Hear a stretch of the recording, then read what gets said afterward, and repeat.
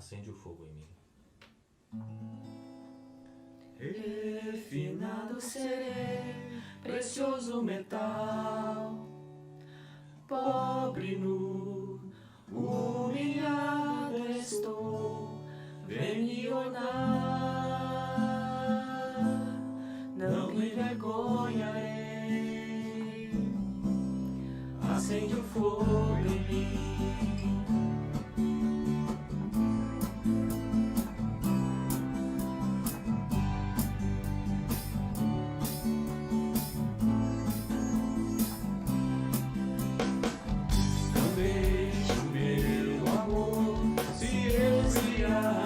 Acende o fogo em mim, tenha visão morrer, clamando estou, acende o fogo em mim.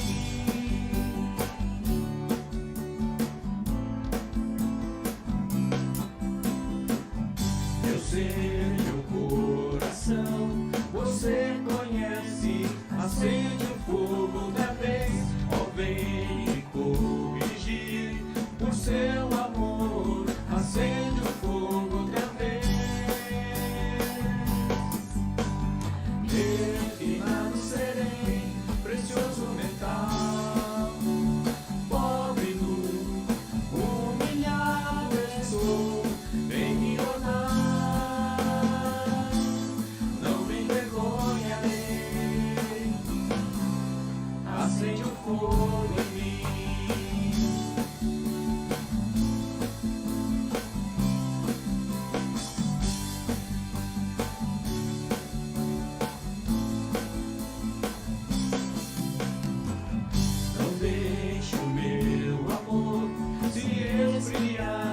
Acende o fogo em mim, tenha visão morrer, clamando estou, acende o fogo em mim.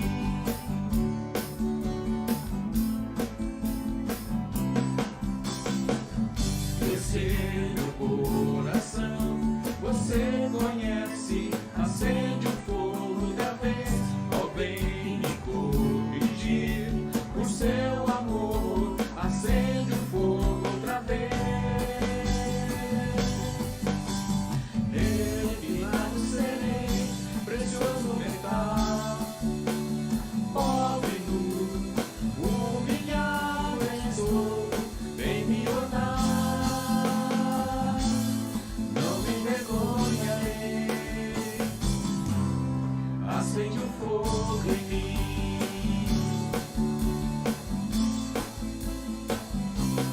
Acende o fogo em mim.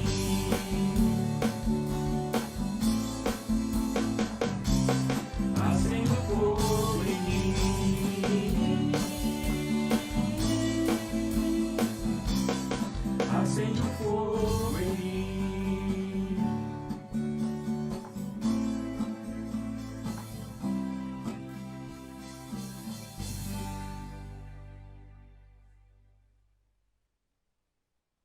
Eu quero ser uma bênção.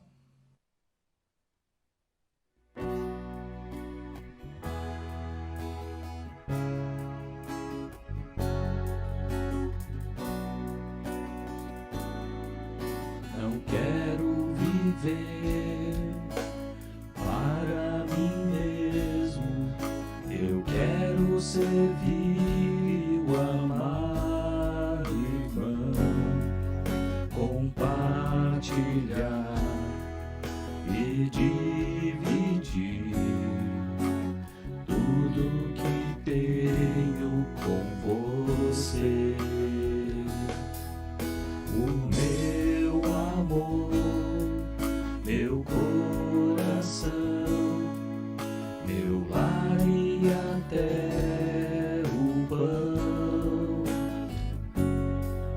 O amor é maior e em Jesus eu e você somos um. Eu quero ser uma bênção pra você, o aceitando assim como é, pois a vontade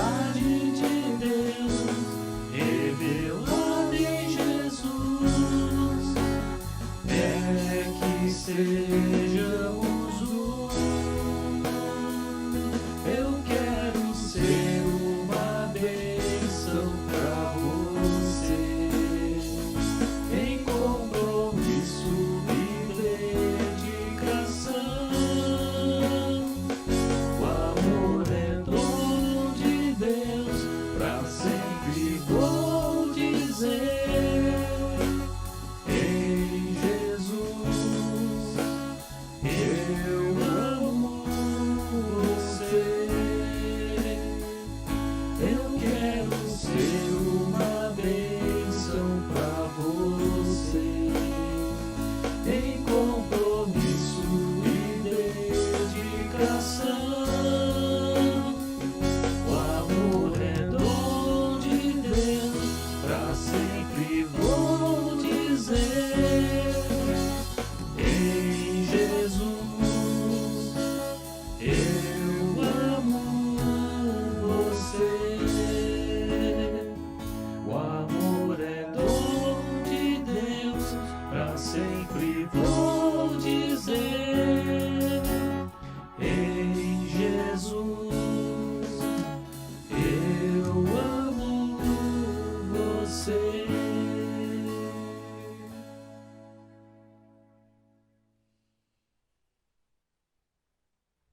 Seja o centro.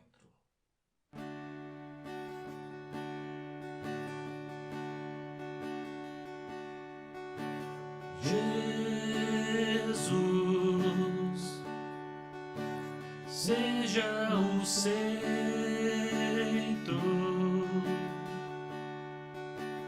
minha fonte, minha luz, Jesus.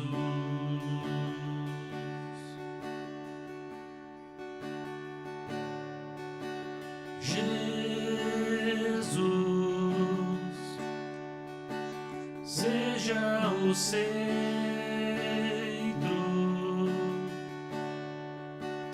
minha esperança e canção, Jesus.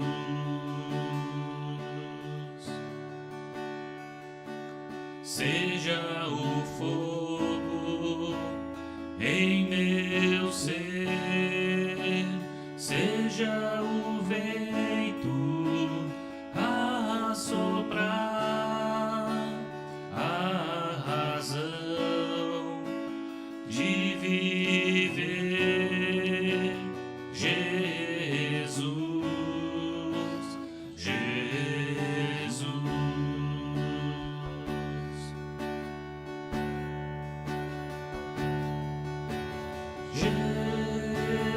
Jesus, seja a visão,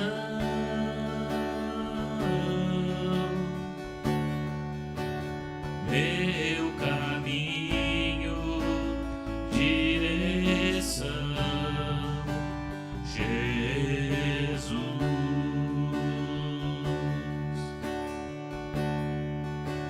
Seja o fogo em meu ser, seja o vento a soprar, a razão de viver, Jesus, Jesus.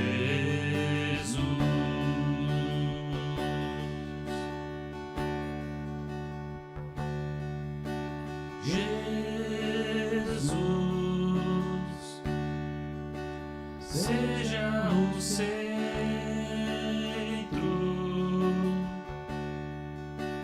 minha fonte, minha luz, Jesus.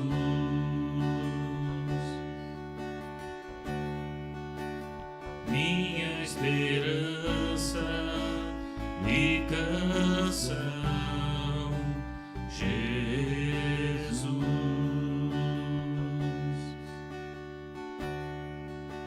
Jesus.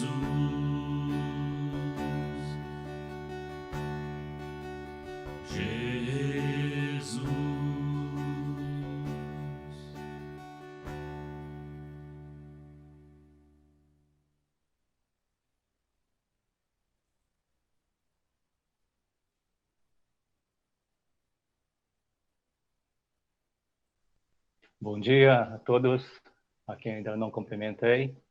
Parabéns aos pais nesse dia dedicado a eles. Que Deus abençoe ricamente a vida de cada um de vocês. Nesta manhã, gostaria de meditar junto com vocês sobre conhecendo e obedecendo a Cristo. E vamos usar um texto que se encontra no livro de João, capítulo 15. Vamos abrir as nossas Bíblias no Evangelho de João, capítulo 15. Nós vamos ler os versículos 14 e 15. Evangelho de João, capítulo 15, versos 14 e 15.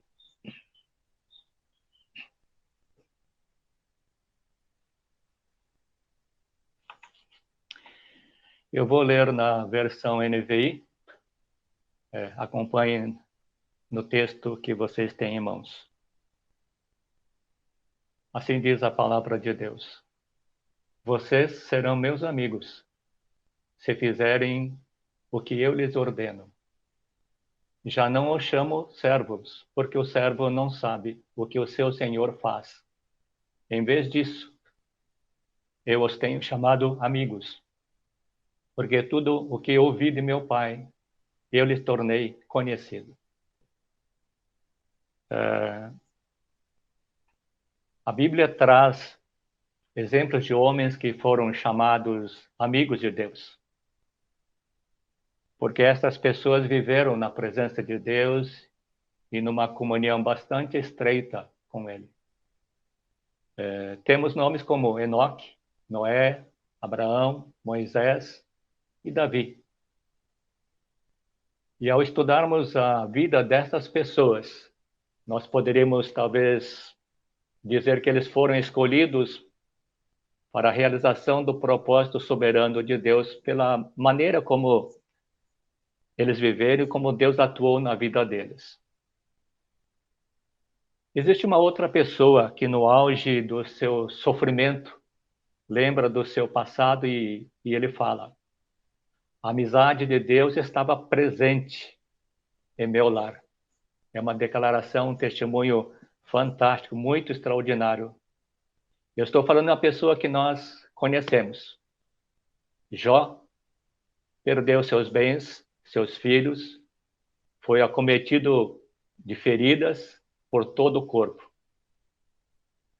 E em meio ao grande sofrimento que este homem experimenta, ele questiona Deus. Ele põe para fora, expõe diante de Deus aquilo que está no seu coração. Você já teve momentos em que desabafou ou quis desabafar aquilo que estava lá no fundo da sua alma, diante de Deus, face a situações difíceis ou pela falta de resposta de Deus? Confesso que eu já tive esses momentos. Cheguei para diante de Deus e falei um monte de coisas. Mas eu tenho certeza que foi nesses momentos que eu fiz a minha oração mais sincera diante de Deus. Na mensagem que nós ouvimos no domingo passado, nós aprendemos que existem momentos de dores, de aflições, em que nós não podemos elevar orações de gratidão, agradecer a Deus, mas sim, nesses momentos difíceis, nós podemos levantar lamentações.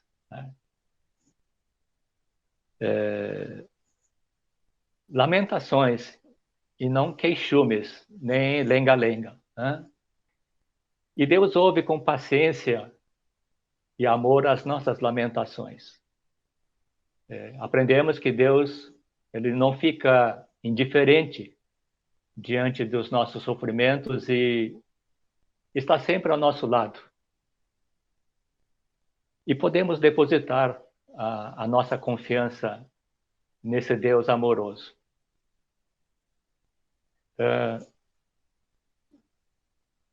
Deus sempre está estendendo a sua mão, procurando nos ajudar, mesmo quando nós somos indiferentes ou apáticos à sua presença. E por que nós sabemos disso? Quando nós lemos sobre o povo de Israel, que desviou tantas vezes do caminho de Deus, as Escrituras nos trazem as palavras de Deus a respeito de Israel. Isso se encontra lá no livro de Isaías, capítulo 65, verso 2. O dia todo abriu os braços para um povo rebelde que seguiram seus caminhos perversos e suas ideias distorcidas.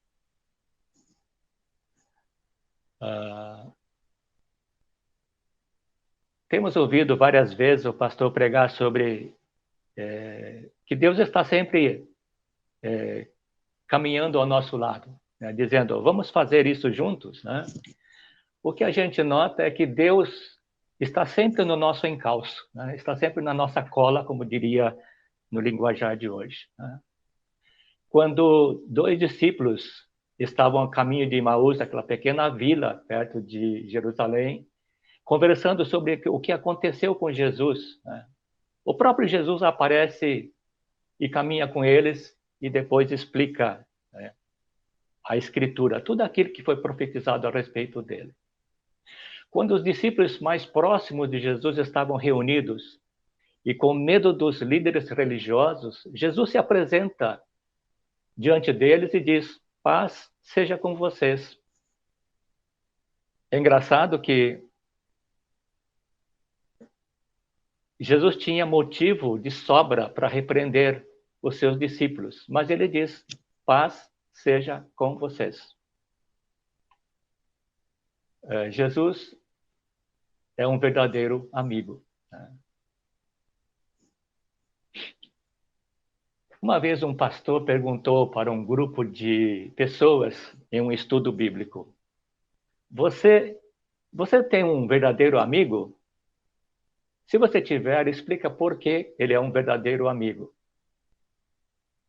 E cada pessoa daquele grupo respondeu quem era o seu verdadeiro amigo, citando com orgulho o nome dele e a razão por que considerava como tal.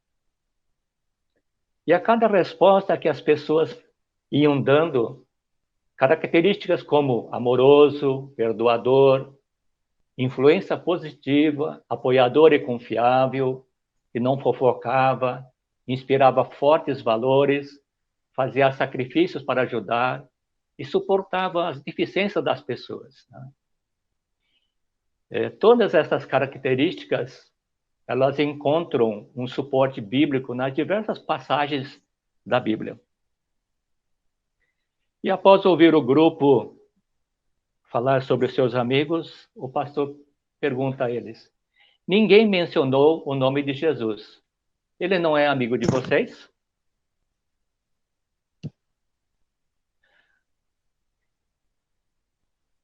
Vamos resgatar um pouco da história bíblica. Depois daquele terrível incidente no Jardim do Éden, Deus deu o primeiro passo para restaurar a sua comunhão conosco.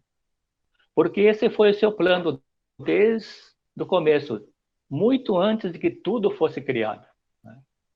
Foi dele o plano, foi dele o propósito de redimir o homem do pecado, enviando o seu Filho a este mundo como sacrifício pelo pecado. E o apóstolo João, ele dá um testemunho extraordinário a respeito de Jesus. Isso está registrado no livro de Apocalipse, no capítulo 1, verso 5. Ele diz o seguinte, toda glória seja aquele que nos ama e nos libertou de nossos pecados por meio de seu sangue. Claro que João está falando de Jesus. Eu disse há pouco que Deus está sempre no nosso encalço, na nossa cola. Ele está sempre à nossa procura. Mas existe algo que nós precisamos perceber. A amizade íntima com Deus é uma questão de escolha e é uma busca intencional nossa. Por que é uma busca intencional? E por que é uma questão de escolha, né? Tiago, ele escreve em sua carta o seguinte, está no capítulo 4, verso 8. Aproximem-se de Deus e ele se aproximará de vocês. Vamos trazer de volta, né, o texto bíblico que nós lemos lá no início, né? Vocês serão meus amigos se fizerem o que eu lhes ordeno. Já não os chamo servos, porque o servo não sabe o que o seu senhor faz. Em vez disso, eu os tenho chamado amigos, porque tudo o que ouvi de meu Pai, eu lhes tornei conhecido. Um pouco antes, né, de Jesus dizer estas palavras, né, ele havia dito aos seus discípulos o seguinte, né, está no capítulo 14, verso 21 de João. Né, aqueles que aceitam meus mandamentos e lhes obedecem são os que me amam. E porque me amam, serão amados por meu Pai, e eu também os amarei e me revelarei a cada um deles. Né? Eu não sei o que passa pela mente de vocês quando vocês ouvem ou leem este versículo. Né? Eu já tive os meus momentos de dúvida. Né? Mas eu pensei que o amor de Deus fosse algo incondicional. Né? E quando a gente ouve que porque me amam serão amados por meu Pai, né? Então isso soa como que o amor de Deus fosse algo que eu tenha que me esforçar para ganhar ou merecer. Mas meditando sobre essas palavras de Jesus, né, eu creio que Jesus quer levar os seus discípulos, né, e também cada um de nós a uma experiência muito mais profunda, né, em nossa comunhão com Deus, né, por meio dele. Né. Por que disso? Né? O apóstolo Paulo expressou isso de uma forma bastante clara. Né? Lá em Efésios, capítulo 3, verso 17 a 19, né, Paulo escreve o seguinte: Cristo habitará em seu coração à medida que vocês confiarem nele. Suas raízes se aprofundarão em amor e os manterão fortes, né? Isto, arraigados em Cristo. Né? Peço que, como convém a todo o povo santo, vocês possam compreender a largura, o comprimento, a altura, a profundidade do amor de Cristo. Que vocês experimentem esse amor, ainda que seja grande demais para ser inteiramente compreendido. Então vocês serão preenchidos com toda a plenitude de vida e poder que vem de Deus.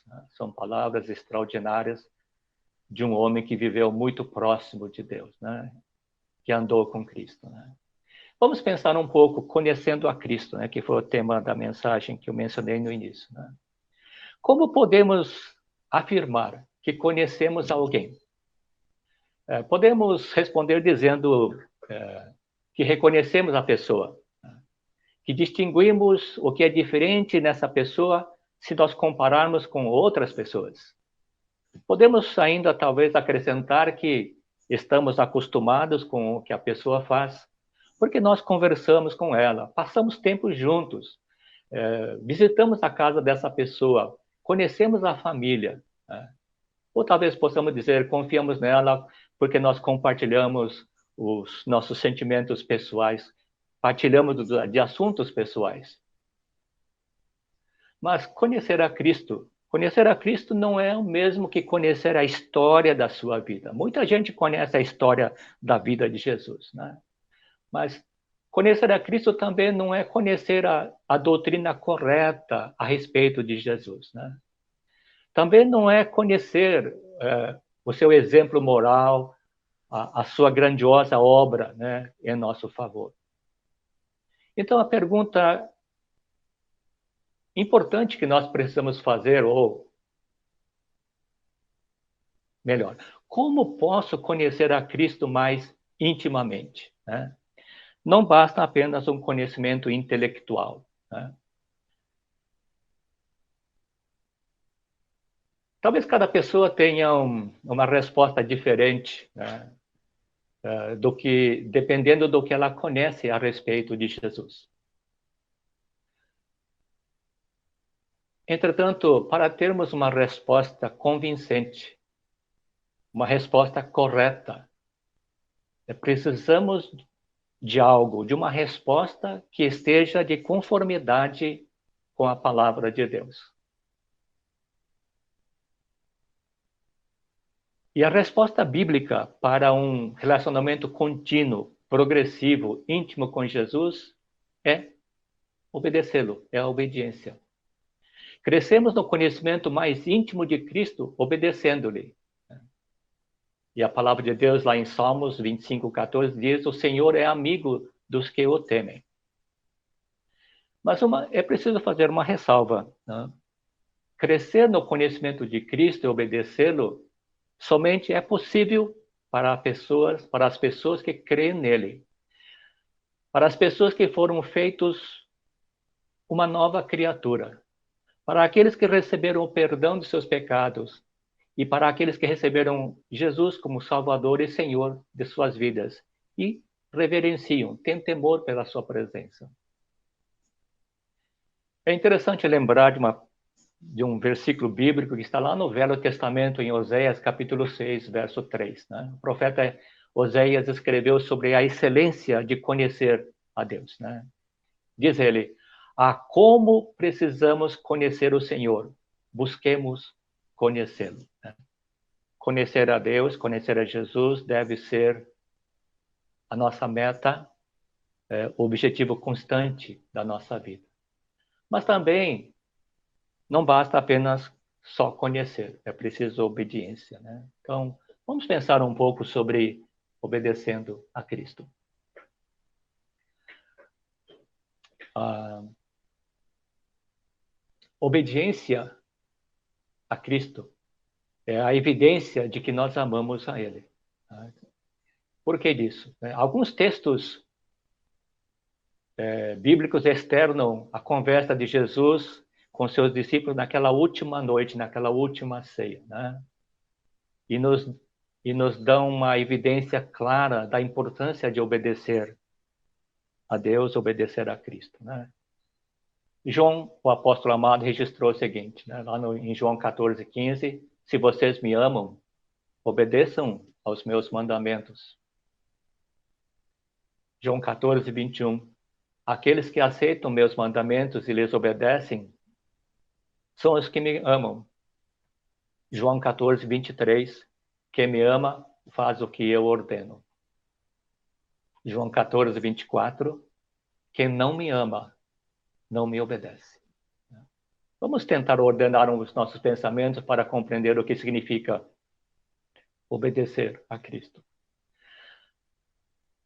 A Escritura, a Bíblia, nos ensina que para obedecer aos mandamentos de Cristo é preciso primeiramente ter esses mandamentos, né? Ter esses mandamentos, né? E João 14:21, né, o texto que nós lemos, quem tem os mandamentos e lhes obedece, esse é o que me ama. Né? São as palavras que Jesus disse aos seus discípulos naquela última ceia, né, como já mencionei. Mas para obedecer aos mandamentos de Cristo, não basta apenas conhecer, né, saber disso, da existência desses mandamentos, dessas ordenanças de Deus, né? É preciso permanecer na palavra de Deus de maneira constante e consistente. É preciso ler, reler, ler e reler, meditar nela, na palavra de Deus, até que a palavra de Deus molde a nossa cosmovisão. A cosmovisão bíblica é a nossa maneira de ver o mundo e as coisas de Deus, né? Por que a cosmovisão bíblica é importante, né? Porque ela molda as nossas crenças e os nossos valores, que se externam através do nosso comportamento, né?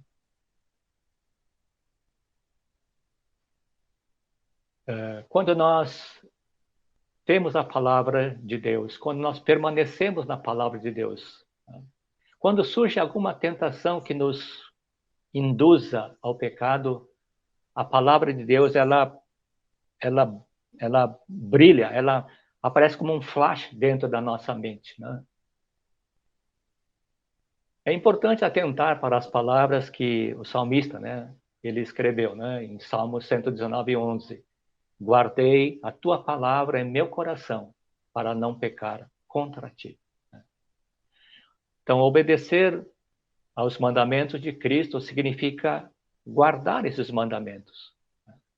Guardar a palavra de Deus significa praticar, significa vivenciar esta palavra.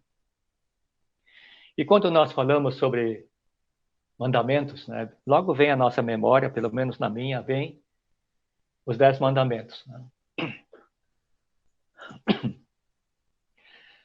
Certa vez um especialista da lei, né, quis colocar Jesus à prova e perguntou a Jesus: Mestre, o que eu preciso fazer para herdar a vida eterna? E Jesus responde a ele com uma outra pergunta: o que diz a lei de Moisés? Como você a entende? E o especialista da lei responde: ame o Senhor, seu Deus, de todo o seu coração, de toda a sua alma, de toda a sua força e de toda a sua mente, e ame o seu próximo como a si mesmo. E Jesus acrescenta respondendo: está correto, faça isso e você viverá. Por isso, obediência é fazer o que Cristo ordena, não apenas exteriormente, mas de coração. Isso fica bastante claro quando nós lemos o Evangelho de Marcos, né, capítulo 7. No verso 6 está registrado as palavras que Jesus dirigiu aos fariseus e aos especialistas da lei quando discutiam sobre o guardar a tradição dos anciãos. Né? Diz assim a palavra de Deus: este povo me honra com os lábios, mas o seu coração está longe de mim. O que podemos aprender? Podemos memorizar e recitar vários versículos bíblicos. Não que isso seja algo de menor importância, mas Deus olha para o nosso coração, porque a obediência começa no coração. E no Sermão do Monte, Jesus disse algo que tornou isso bastante claro. Né? Jesus disse aos seus ouvintes, né, na famosa mensagem do Sermão do Monte, né?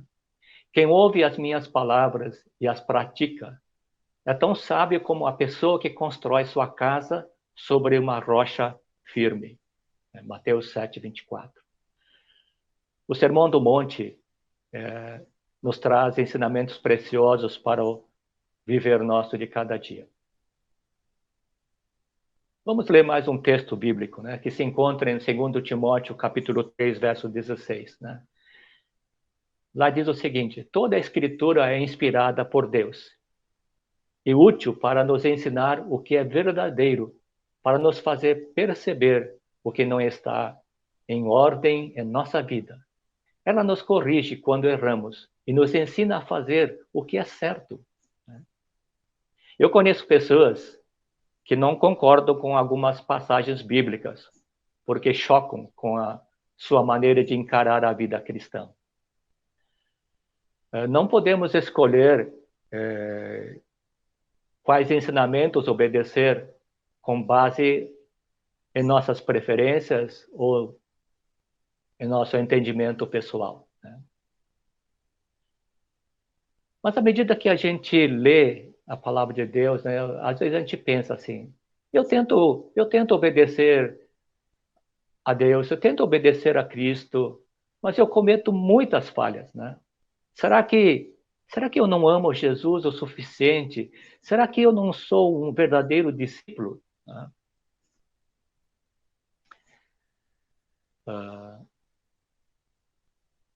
É instrutivo, né? É instrutivo notar o que está registrado no Evangelho de João, no capítulo 17, verso 6. Né?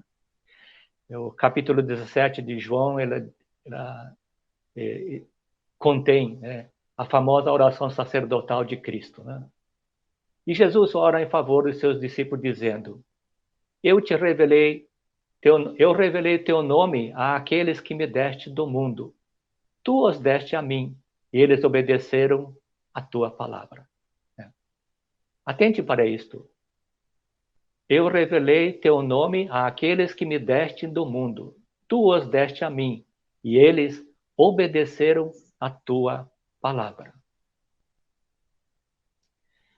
Quando nós lemos estas palavras, poderíamos perguntar: como os discípulos guardaram e obedeceram a palavra de Deus? Se naquela mesma noite, quando Jesus foi preso no jardim do Getsemane, eles abandonaram Jesus. E mais tarde, Pedro negou que conhecia Jesus. Tomé, por sua vez, ele duvidou que Jesus tinha ressuscitado. Mas Jesus disse: eles obedeceram a tua palavra. Mesmo sabendo de tudo o que iria acontecer, que os discípulos negariam a ele, que Pedro disse: eu não conheço Jesus, Tomé a duvidar. Mesmo assim, Jesus diz: eles obedeceram a tua palavra. Certamente, Jesus estava olhando para a direção geral da vida de cada um deles, e não para a perfeição de cada um dos seus discípulos. O que nós podemos aprender? Duas coisas são verdadeiras em todos os cristãos obedientes e que amam a Deus. Lá no fundo do coração, existe um intenso e firme desejo de agradar a Deus, de cumprir a sua vontade e de andar conforme a sua palavra. Todo cristão genuíno diz como o apóstolo Paulo: não estou dizendo que já obtive tudo isso, que já alcancei a perfeição, mas eu prossigo a fim de conquistar essa perfeição para a qual Cristo Jesus me conquistou. Algumas coisas para nós meditarmos. O nosso amor por Jesus Cristo é a nossa motivação para obedecê-lo. Uma outra coisa. A obediência a Cristo não está em oposição à sua graça. Se a obediência a Cristo não está em oposição à sua graça, nós podemos responder o porquê. Em 1 João, capítulo 5, verso 3, nos fala que os mandamentos de Deus não são difíceis. Será isto verdade para as nossas vidas? Desculpe. Realmente nós conhecemos a Jesus, estamos nos esforçando para nos aprofundarmos no conhecimento dele, no conhecimento de Deus. Estamos nós realmente obedecendo aquilo que ele nos ordena? Que este seja o desafio nosso de cada dia e que a graça de Deus nos leve cada vez mais próximo dele. Vamos orar?